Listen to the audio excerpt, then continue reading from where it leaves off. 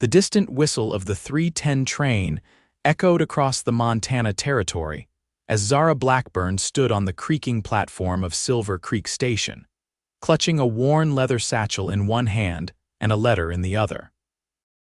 The year was 1885, and at 35 years old, she had just buried her father, sold their failing dress shop in Boston, and traveled west on nothing more than a desperate promise and fading hope. "You sure this is where you want to be, madam?" asked the station master, eyeing her city clothes and proper posture with skepticism. Silver Creek ain't exactly welcoming to newcomers, especially women on their own. Zara straightened her back and adjusted her hat. "I have arrangements. My late father's friend owns the mercantile here." The station master nodded but didn't look convinced. "Best hurry along then. Sunset comes quick in these parts." Dust swirled around her ankles as Zara made her way down the town's single thoroughfare. Silver Creek was nothing like the bustling streets of Boston. Here, weathered buildings slouched against one another. Saloon doors swung open to release boisterous laughter, and hard-faced men paused their conversations to watch her pass. The mercantile stood at the far end of the street, its faded sign swinging in the late afternoon breeze. Zara pushed open the door, the small bell above announcing her arrival. "Be right with you," called a voice from the back room. Zara took a moment to catch her breath, smoothing down her travel-worn skirt. The store was well-stocked but cluttered, shelves laden with everything from bolts of fabric to mining supplies. A stooped man with wispy gray hair emerged from behind a curtain. "What can I help you with, miss? Mr. Harrison? I'm Zara Blackburn, Edward Blackburn's daughter."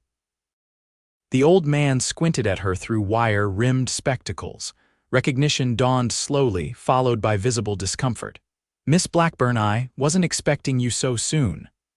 "I wrote ahead," Zara said, producing the letter from her pocket. "You offered me a position when my father fell ill." Harrison fidgeted with a pencil on the counter. "That was some time ago. Situations changed since then." Zara felt her stomach tighten. "Changed? I've hired someone else," Harrison said, not meeting her eyes. "Young girl from the next town over, quick with numbers, strong back." "Didn't think you'd actually come all this way." "I sold everything," Zara said quietly. "There's nothing for me back east." Harrison's expression was a mixture of pity and dismissal. "Silver Creek's no place for a city woman your age, Miss Blackburn. Folks out here need grit, youth. Most women your age are grandmothers already, or—" He didn't finish the thought. "I'm only 35, Zara said, heat rising to her cheeks. "Like I said," Harrison replied, "too old to be starting over out here. Best head back east where things are civilized. Maybe find a position as a companion or a housekeeper." The bell over the door jingled, saving Zara from having to respond. A woman with 3 small children entered, and Harrison promptly turned his attention to them, effectively dismissing Zara. With trembling hands, Zara gathered her satchel and stepped back onto the dusty street. The sun was beginning to set, painting the western sky in brilliant oranges and reds. She had enough money for a night at the hotel and perhaps a week's board somewhere, but after that. The Silverbuck Hotel was a 2-story building with peeling paint and windows that had been washed sometime in the previous decade. The proprietress, a stern-faced woman named Mrs. Wilkins, looked Zara up and down before sliding the register across the desk. "Just you?" she asked. "Yes, madam." "We don't typically rent to unaccompanied women, but seeing as you're—" She paused, clearly searching for a polite word. "Mature, I suppose it's acceptable. One night," Zara nodded, counting out the coins for her stay. "Is there somewhere in town I might inquire about employment or lodging?" Mrs. Wilkins raised an eyebrow. "Employment at your age. Most positions go to younger girls with more prospects." She pursed her lips. "Though I suppose Mrs. Finch might need help with laundry. She'll take anyone with a strong back, no matter how long in the tooth." Zara forced a smile. "Thank you for the information." Her room was small but clean, with a narrow bed and a washstand. Zara sank onto the mattress, allowing herself a moment of despair. Her father's death, the long journey west, the crushing disappointment of Harrison's rejection, it all came crashing down. She had gambled everything on this move, and now she was alone in a strange town where, apparently, 35 was considered ancient. Morning came too quickly. Zara dressed in her plainest skirt and blouse, hoping to appear practical rather than out of place. She inquired at the hotel about Mrs. Finch's laundry service and was directed to a small building near the creek that gave the town its name. Mrs. Finch was a red-faced, heavy-set woman with forearms like a blacksmith. She looked Zara over with the same dismissive glance that was becoming painfully familiar. "You ever done laundry work before?" she asked. "I ran a dress shop with my father," Zara replied. "I'm familiar with fabrics and hard work." Mrs. Finch snorted. "Dress shop ain't laundry. This is sunrise to sunset, hands in hot water and lye soap, hauling wet linens, ironing in summer heat. Girls half your age struggle with it." "I'm stronger than I look," Zara insisted. "Maybe so, but I need someone who'll be here for years, not someone who'll break down after a month." Mrs. Finch shook her head. "Sorry, but you're just too old," Zara finished for her. "Yes, I'm beginning to understand that's quite the liability here." She left Mrs. Finch's establishment with as much dignity as she could muster. 3 more inquiries yielded similar results. The schoolhouse had just hired a fresh-faced 18-year-old teacher from back east. The dressmaker already had an assistant, and the cafe owner laughed outright at the idea of hiring a woman Zara's age to wait tables. By noon, Zara found herself seated on a bench outside the general store, contemplating her rapidly diminishing options.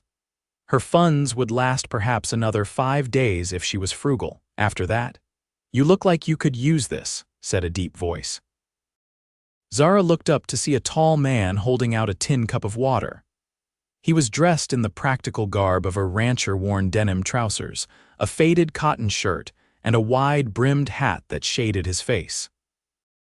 When he tilted his head, she could see he was perhaps 40, with sun-weathered skin and the beginnings of crow's feet around kind blue eyes. "Thank you," she said, accepting the cup gratefully. "Colton O'Brien," he said by way of introduction. "I run the Diamond Sea Ranch outside of town." "Zara Blackburn," she replied. "Recently of Boston." "Boston's a long way from Silver Creek," Colton observed, settling beside her on the bench. "What brings you to this dusty corner of nowhere?" Zara sighed. "A promise that turned out to be empty." "I was supposed to have a position at the Mercantile, but it seems I'm considered too decrepit for employment in Silver Creek." Colton's eyebrows shot up. "Decrepit? You? Apparently 35 is ancient by frontier standards," she said with a wry smile. "Too old for new beginnings, according to the good people of this town." Colton removed his hat, revealing thick brown hair streaked with premature silver at the temples. "Well, the good people of this town are fools, then. 35 is hardly old enough to have lived, if you ask me." His forthright manner was refreshing after a day of pitying looks and condescension. "Unfortunately, they're not asking you.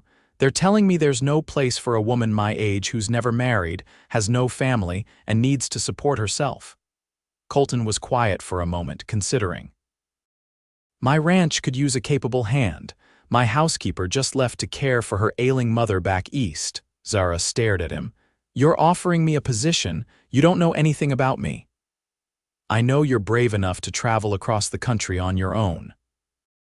I know you're determined enough to keep looking for work despite being turned away, and I know the look of someone who needs a chance." He stood, placing his hat back on his head. "The position includes room and board. It's nothing fancy: cooking, cleaning, keeping accounts. But it's honest work with fair pay." Zara hesitated. Working as a housekeeper on a remote ranch for a man she'd just met wasn't exactly what she'd envisioned for herself, but her options were rapidly diminishing. "I should warn you," she said carefully. "I'm a better seamstress than cook." Colton's mouth quirked in a half-smile. "Well, I've been eating my own cooking for months, so anything would be an improvement. Think on it. I'll be at the livery at sunrise tomorrow if you're interested." With that, he nodded politely and strode away, his long legs carrying him quickly down the street. That night in her hotel room, Zara weighed her options. She could use the last of her money for a train ticket partway back east, perhaps find a position in a larger town. Or she could accept the mysterious Mr. O'Brien's offer and remain in Silver Creek, working as a housekeeper on a remote ranch. Neither option was ideal, but at least the ranch position offered immediate security. And there was something about Colton O'Brien's direct gaze and straightforward manner that inspired trust. By the time dawn broke over the eastern hills, Zara had made her decision. She packed her few belongings, paid her bill, and walked to the livery stable just as the first rays of sunlight painted the dusty street gold. Colton was there, as promised, loading supplies into a buckboard wagon. He nodded when he saw her, as if he'd expected her all along. "Ready for ranch life, Miss Blackburn?" he asked. "As ready as I'll ever be, Mr. O'Brien." The Diamond Sea Ranch lay 10 miles outside of Silver Creek, nestled in a verdant valley with a clear stream running through it. The main house was modest but well built, with a wide porch and sturdy shutters. Several outbuildings, a corral, and a large barn completed the homestead.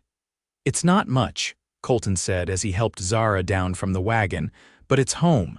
It's lovely," she said, and meant it. After the cramped confines of their Boston apartment above the shop, the open space and fresh air felt like luxury. A barking dog raced from behind the house, followed by a young boy of about 12. "You're back early, Uncle Colt," the boy called, then stopped short at the sight of Zara. "Who's she, Manners, Jacob?" Colton chided gently. "This is Miss Blackburn. She'll be taking over for Mrs. Hobbs. Miss Blackburn, this is my nephew, Jacob." The boy eyed her warily. "Can you cook, Jacob?" Colton warned. "It's a fair question," Zara said with a smile. "I'm not the world's best cook, but I'm willing to learn, and I promise not to poison you." The boy seemed to consider this acceptable. "Uncle Colt burns everything except beans, and he makes those too soft." "Then we'll learn together," Zara said, earning a small smile from the boy. As Colton showed her around the property, he explained his situation. He'd inherited the ranch from his father 5 years earlier and had been building it up ever since. Jacob came to live with him 2 years ago when his sister and her husband died of influenza back in Kansas. "It's just the two of us now, plus Hank and Miguel who help with the cattle," Colton explained. "Mrs. Hobbs looked after the house for years, but her mother took ill last month. Your rooms are through here." He led her to a small but comfortable bedroom off the kitchen. It was simply furnished with a bed, dresser, and washstand, but the windows looked out onto a vegetable garden and the distant hills. "I'll leave you to settle in," Colton said. "Supper's usually at 6, but since it's your first day, I thought Jacob and I could manage." "Nonsense," Zara replied. "I'll start earning my keep right away." The first weeks at the Diamond Sea established a rhythm. Zara rose early to prepare breakfast for Colton, Jacob, and the 2 ranch hands. She spent her days cleaning, mending, tending the vegetable garden, and slowly improving her cooking skills. In the evenings, she kept the ranch accounts in order, discovering that Colton's bookkeeping was haphazard at best. For his part, Colton proved to be a fair employer. He was patient with her culinary experiments, appreciative of her efforts to bring order to the house, and respectful of her privacy. Jacob gradually warmed to her, especially when she offered to teach him to read better in the evenings. As spring bloomed into early summer, Zara found herself settling into ranch life with surprising ease. The open spaces, the honest work, and the simple routines suited her. She even began to enjoy the company of her taciturn employer, who often joined her on the porch in the evenings after Jacob went to bed. "You're good with him," Colton observed one such evening as they watched the sunset paint the western sky. "He's reading much better since you started working with him." "He's a bright boy," Zara replied. "He just needed someone with patience." "Something I'm short on, I'm afraid," Colton admitted ruefully. "You're too hard on yourself. Jacob adores you." Colton smiled, a rare full smile that transformed his weathered face. I'm doing my best. Never thought I'd be raising a child at my age. Your advanced age of 40, Zara teased. 42, actually, he corrected. Ancient by Silver Creek standards, remember? They shared a laugh at that, and Zara felt a warm flutter in her chest that had nothing to do with the summer evening. The feeling returned with increasing frequency over the following weeks. She found herself looking forward to their evening conversations, noticing the way the sun brought out copper highlights in his brown hair, appreciating his dry humor and straightforward manner. It was foolish, she told herself. She was his housekeeper, nothing more. And after years of independence, the last thing she needed was to develop romantic feelings for her employer. But life on the frontier had other plans. Late June brought the cattle drive season, and Colton was often away for days at a time, leaving Zara and Jacob to manage the homestead. They settled into a comfortable routine, with Jacob helping more around the house and Zara teaching him to cook simple meals. "Do you miss Boston?" Jacob asked one evening as they sat shelling peas on the porch. Zara considered the question. "Sometimes. I miss the bookshops and the theaters. But not as much as I thought I would. Uncle Colt says you ran a fancy dress shop there." "It wasn't fancy, but yes, my father and I made dresses and did alterations." Jacob nodded thoughtfully.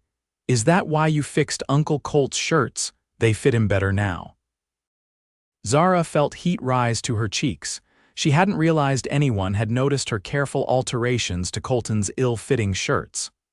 "Well, proper fit is important," he noticed, Jacob said with the directness of a child. "He told Hank you have magic fingers."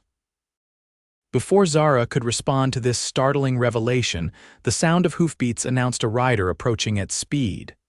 Zara stood, shading her eyes against the setting sun. It was Miguel, one of the ranch hands, riding hard. "Miss Blackburn?" he called as he reined his horse to a stop.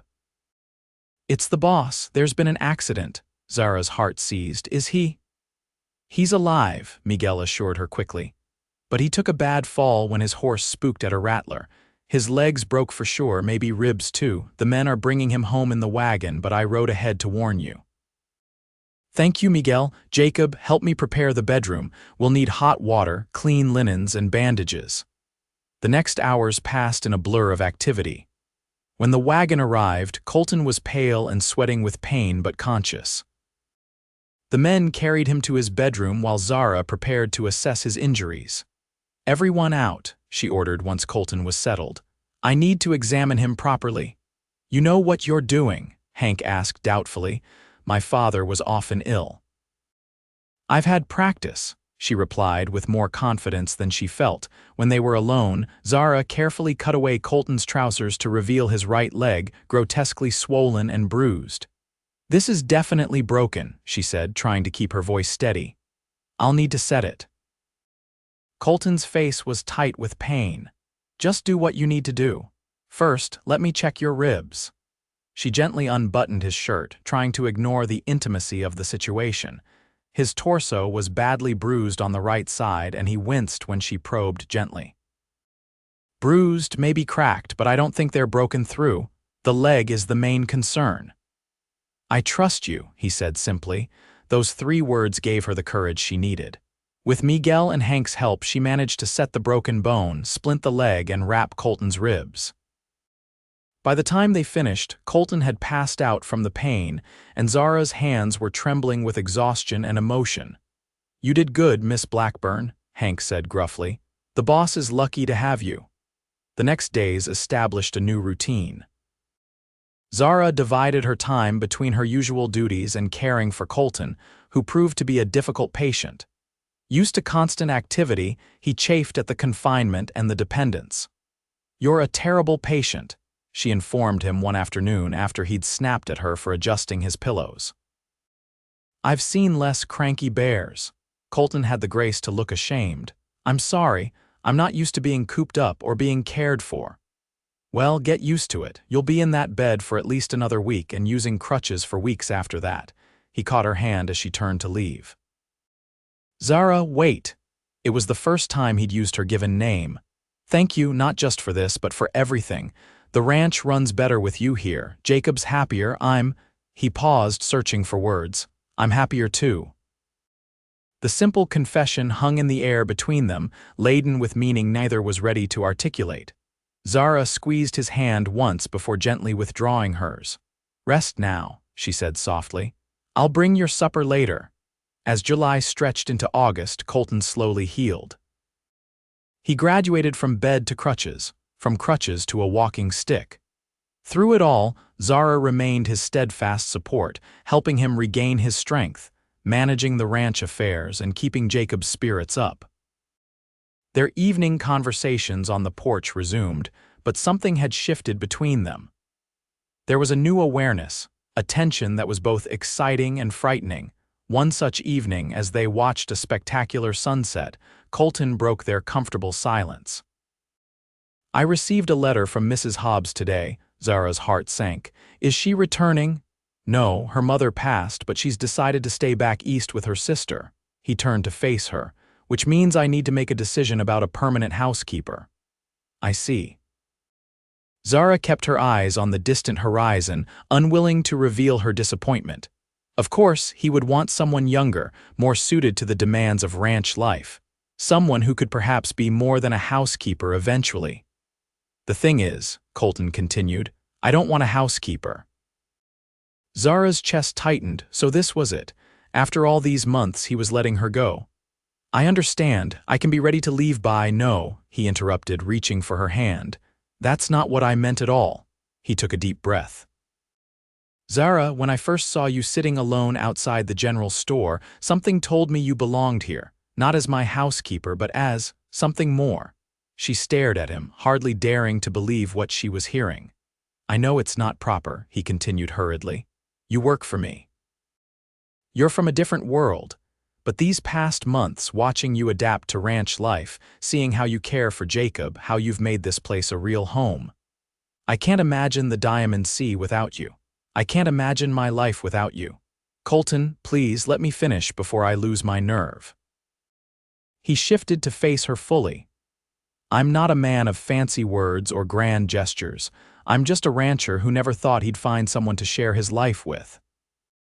But then you came along, too old for hope according to those fools in town, and you gave me something I'd given up on, a chance at happiness, at family. Tears pricked at Zara's eyes as he continued. You're not too old for hope, Zara. You're my eternal hope. If you'll have me, I'd like to court you properly, and if that goes well, I'd like to make you my wife. For a moment, Zara couldn't speak past the lump in her throat.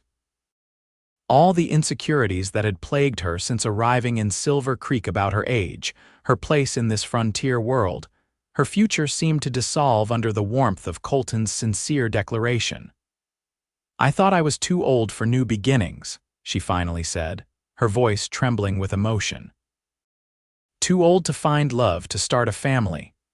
You're exactly the right age to be the woman I love, Colton replied simply. The woman who can help me raise Jacob, who understands what it means to build something that lasts. Zara looked into his earnest blue eyes and saw the future she'd never dared hope for. Yes, she whispered. Yes to courting, yes to all of it. The smile that broke across Colton's face was like sunrise after a long, dark night.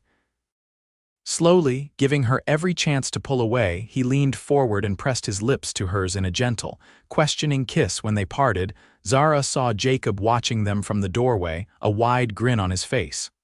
Finally, the boy exclaimed. Does this mean Miss Blackburn is staying forever? Colton laughed, keeping his arm around Zara's shoulders. If she'll put up with us, yes. Good, Jacob declared. Because she makes the best biscuits and she doesn't burn them like you do, Uncle Colt. The courtship that followed was both traditional and unconventional. Colton escorted Zara to church in Silver Creek on Sundays, enduring the surprised stares and whispered comments of the townsfolk. He brought her wildflowers from the hills and took her on gentle rides across the ranch land as his leg healed. For her part, Zara continued to run the household, but now as the future mistress of the ranch rather than its employee. She expanded the vegetable garden, redecorated the main rooms of the house, and began teaching Jacob more advanced subjects like algebra and history. The autumn cattle sale brought enough profit for Colton to take Zara and Jacob to Denver for a week. They stayed in a fine hotel, attended a theatrical performance, and visited shops where Colton insisted on buying Zara new dresses and Jacob a proper suit. On their final evening in Denver, while Jacob was being entertained by the hotel clerk's son, Colton took Zara to dinner at the city's finest restaurant. There, over candlelight, he presented her with a simple gold ring set with a small diamond. "I've been carrying this around for weeks," he admitted. "I know we agreed to court properly, but I can't wait any longer. Zara Blackburn, will you marry me and make our family official?" Tears of joy spilled down her cheeks as she nodded.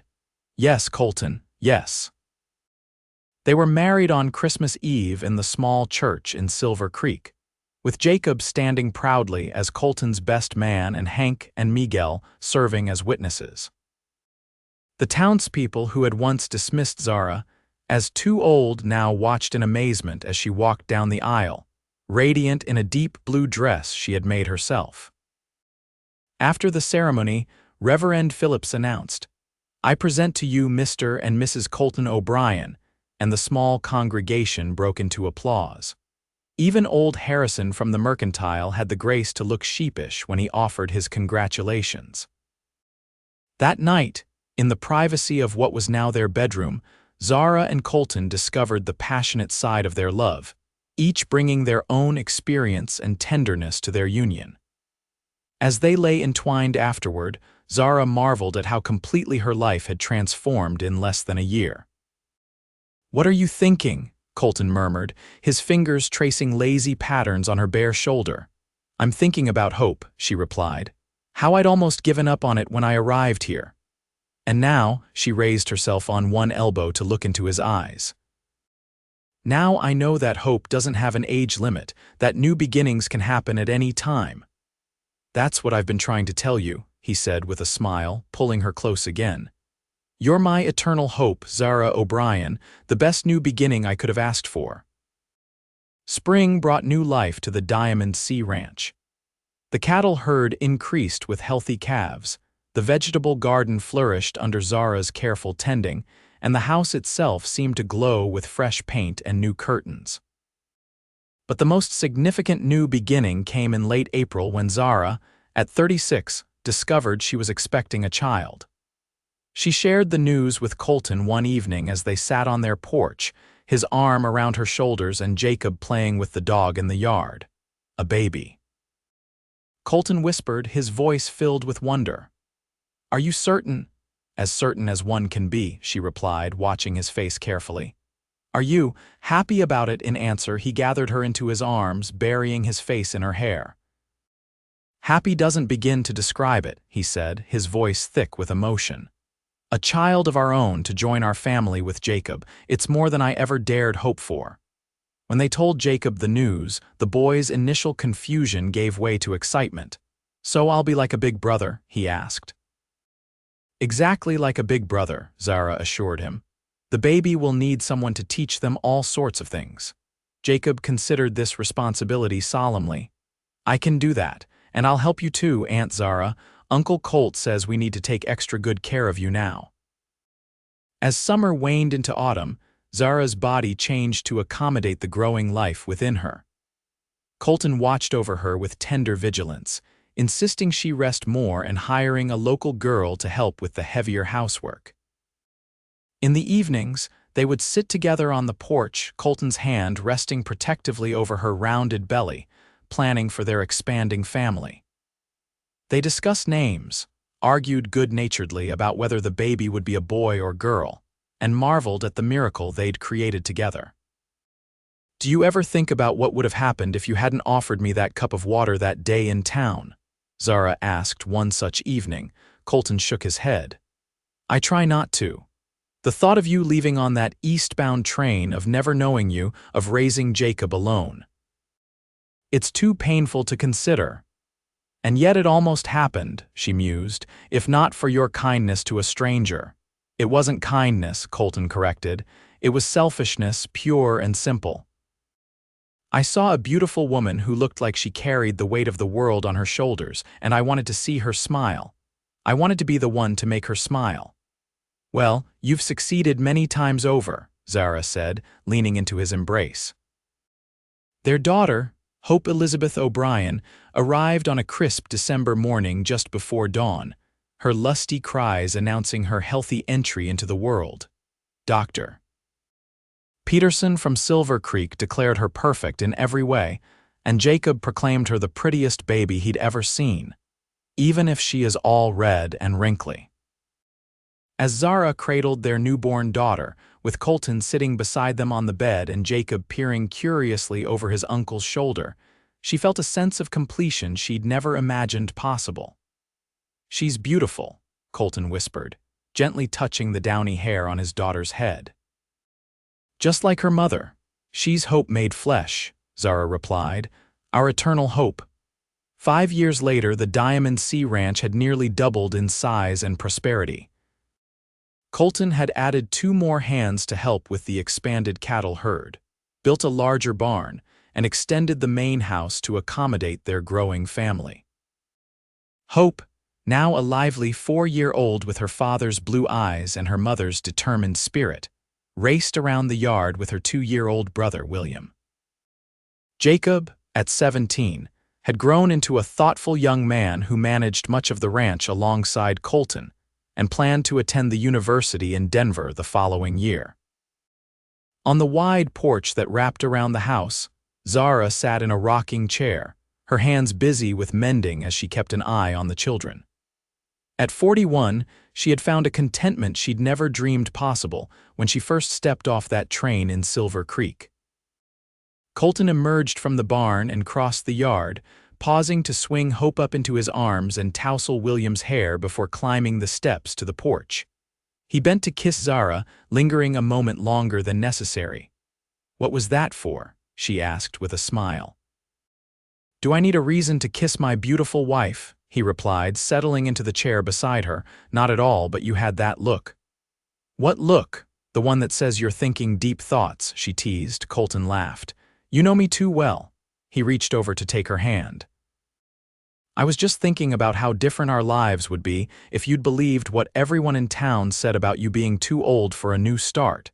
If you'd gone back east instead of taking a chance on a dusty rancher and a motherless boy." Zara squeezed his hand. "I think about that sometimes too. How close I came to missing all this." She gestured to their home, their children playing in the yard, the life they'd built together. "I was so afraid that I'd waited too long, that I'd missed my chance at happiness.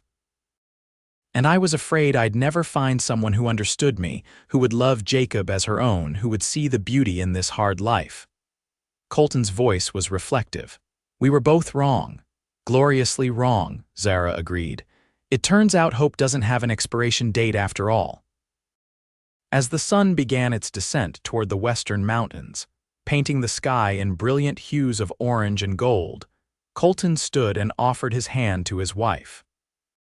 Together they descended the porch steps to gather their children for supper, a family forged by chance, choice, and the eternal hope that it's never too late to begin again.